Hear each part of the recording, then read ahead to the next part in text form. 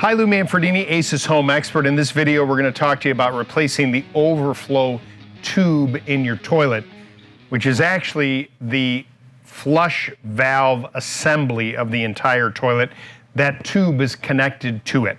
So this is kind of involved in order to do all this, so follow along if you can. First thing you're going to do is you're going to shut the water off to the toilet, because what you're going to have to do to replace this assembly is disconnect the toilet tank from the toilet bowl. So with the water off, flush the toilet, get as much water as you can out of the tank, and you may actually have to use maybe a small wet dry vac or even a towel to get all that water out of there, because when you take this all apart, water's going to spill all over the floor.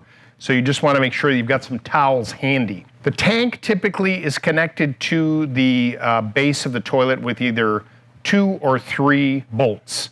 And you need to loosen those bolts from the bottom side of the tank where it connects to the bowl.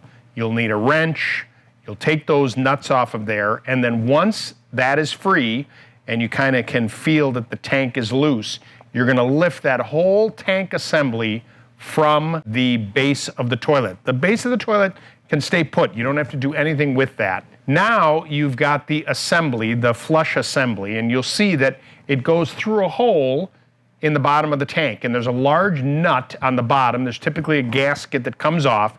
It exposes a nut, and you're going to need a large pair of slip joint pliers to remove this large nut, and you're going to take that off, and the whole assembly comes off.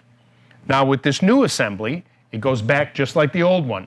You put the correct washer on, you place it through the hole, you tighten the nut, then you put that big gasket back on, and then you carefully place the tank back onto the bowl assembly that's connected to the floor.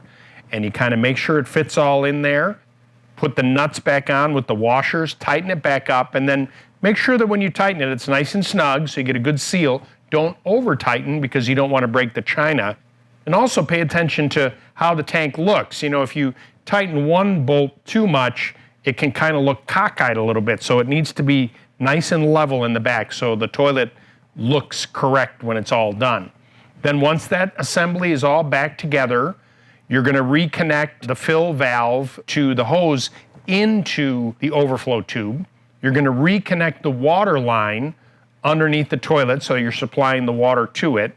And then you're going to fill the tank back up and flush the toilet. You've just now replaced the flush valve assembly and that overflow tube, and everything should be working just right.